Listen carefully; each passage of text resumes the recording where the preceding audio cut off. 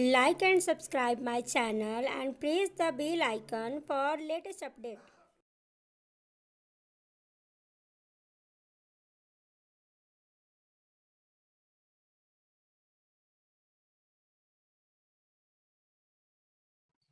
Hello दोस्तों, ये है पार्ट 3 गरीबी।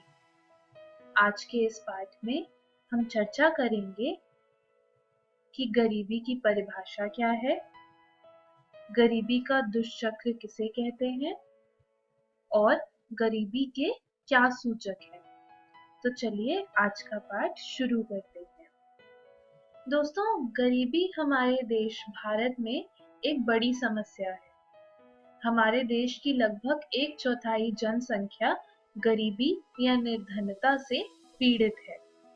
आपने अपने दैनिक जीवन में दैनिक मजदूरों जो निर्माण कार्य करते हैं, ईंट भट्टों और घर में काम करने वाले दलित, बाल श्रमिकों को या फिर सड़क पर भीख मांगते हुए लोगों को देखा होगा। शहरों में रिक्शा चालक और ठेला चालक भी देखे होंगे। ये सभी समूह निर्धनता को दर्शाते हैं, क्योंकि ये सभी लोग अपनी न्यूनतम इच्छाओं को पूरा नहीं कर पाते, और वो न्यूनतम इच्छाएं हैं रोटी, कपड़ा और मकान। दिन भर काम करने के बाद भी इनकी ये इच्छाएं अच्छे तरीके से पूरी नहीं हो पाती। तो दोस्तों, गरीबी की एक सरल सी परिभाषा ये होगी कि वे लोग जो अपनी इन रोटी, कपड़ा, मकान की न्यूनतम इच्छाओं को पूरा नहीं कर सकते, उन्हें गरीब कहते हैं। लेकिन गरीब की परिभाषा के और भी अलग-अलग दिशाएं हैं, जिनको हम समझने की कोशिश करते हैं। इसको अच्छे से समझने के लिए हम पढ़ते हैं रामनाथ के बारे में, जो कि शहरी निर्धनता यानी कि अर्बन पॉवर्टी की बात बताएगा। रामनाथ की आयु लगभग 35 वर्ष है। वह एक कपड़ा मिल में काम करता है और प्रति माह काम मिलने पर 3500 रुपए कमाता है। वह अपने परिवार के साथ सूरत शहर के बाहर किराए के एक खपरेले कमरे में रहता है। उसके 3 बच्चे हैं, जिनमें बड़े लड़के की आयु लगभग 10 वर्ष है।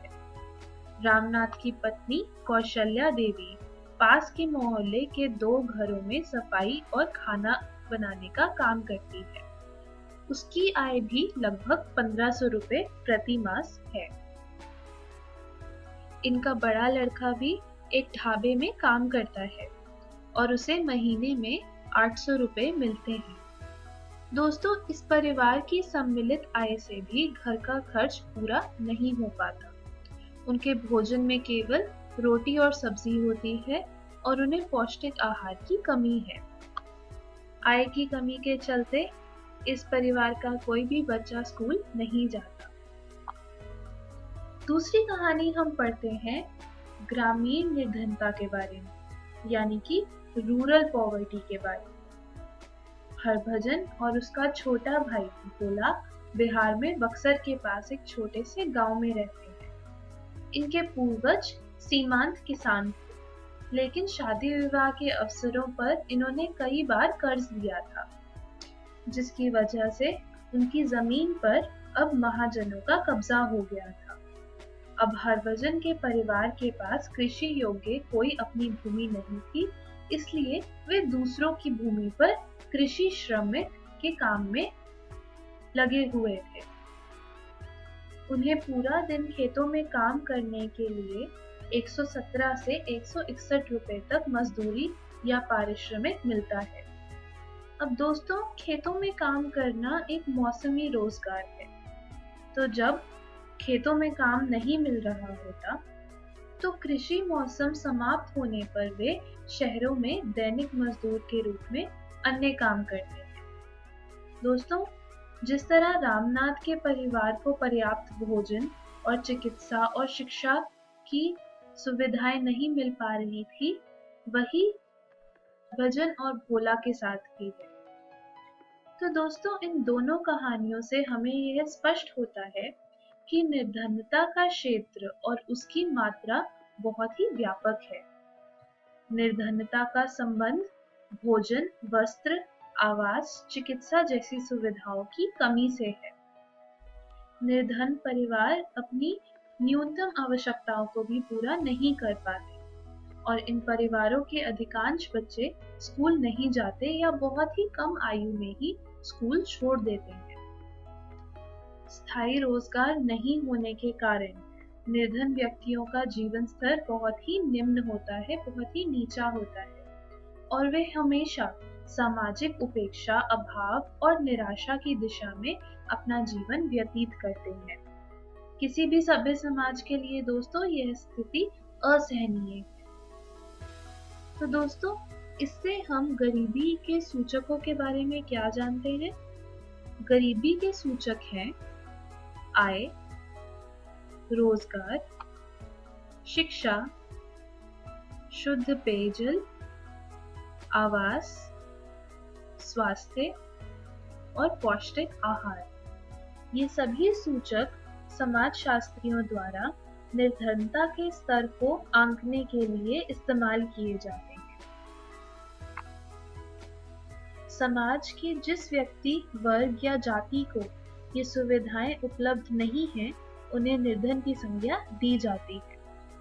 दोस्तों, इस प्रकार अब निर्धनता की व्याख्या अधिकांशतः सामाजिक निषेध, जिसे अंग्रेजी में सोशल एक्सक्लूजन कहते हैं, और भेद्यता, यानी जिसे अंग्रेजी में वल्नरेबिलिटी कहते हैं, इनके आधार पर की जाती है।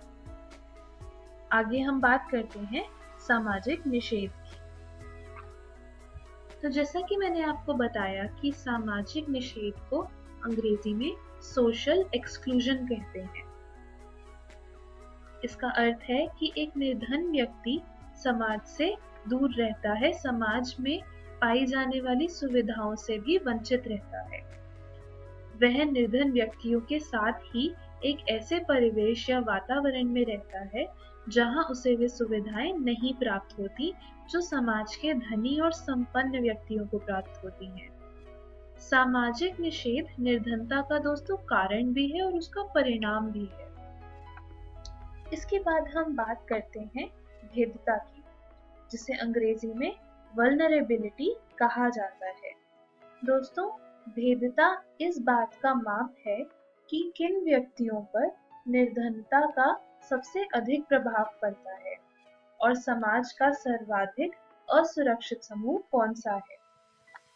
दोस्तों, कुछ विशेष व्यक्ति या समुदायों में निर्धन होना या भविष्य में भी निर्धन बने रहने की संभावना ज्यादा होती है।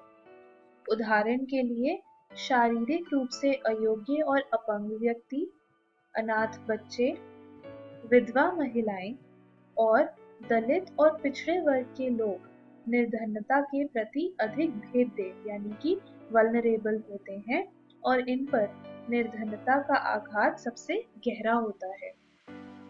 दोस्तों, चलिए अब बात करते हैं गरीबी के दुष्चक्र के बारे में। रैगनर नर्क्स ने अल्प विकसित देशों में पूंजी निर्माण की समस्या के संदर्भ में कहा है कि इन देशों में चक्रीय रूप से जुड़ी हुई शक्तियां एक दूसरे पर ऐसी क्रिया और प्रतिक्रिया करती हैं जिससे एक निर्धन देश निर्धनता की स्थिति में ही बना रहता है। इसका अर्थ ये है कि किसी देश के लोग चाह कर भी निर्धनता के चक्र से बाहर नहीं निकल पाते। नर्क्स ने इसे कुछ इस तरह से समझाया है कि आय कम होने के कारण हम कम बचत कर पाते हैं और देश में पर्याप्त पूंजी निर्माण नहीं होता, जिसके कारण कम आर्थिक विकास होता है। और अगर किसी भी देश में आर्थिक विकास कम होगा तो व्यक्तियों की आय यानी लोगों की आय कम होगी और इस तरह निर्धनता का दुष्चक्र बना रहेगा। दोस्तों, इसे ही गरीबी का दुष्चक्र कहते हैं। अंग्रेजी में गरीबी के दुष्चक्र को विशियस सर्कल ऑफ पॉवर्टी कहा जाता है। चलिए दोस्तों, आज के इस पाठ में बस इतना ही। मैं आशा करती हूँ कि आपको सब कुछ अच्छे से समझ में आया होगा। एक बार नज़र डालते हैं कि आज हमने क्या-क्या सीखा। हमने गरीबी की परिभाषा जानी, हमने गरीबी के दुष्चक्र के बारे में जाना और हमने गरीबी के सूचकों के बारे में भी चर्चा की। दोस्तों, आप घर जाकर अपनी पुस्तक अर्थशास्त्र में से पाठ 3 गरीबी जरूर पढ़िएगा। अगली वीडियो में हम गरीबी रेखा क्या होती है इसके बारे में जानेंगे। बिहार में गरीबी की क्या स्थिति है इस पर चर्चा करेंगे और हम गरीबी के अलग-अलग कारणों पर भी बात करेंगे। धन्यवाद।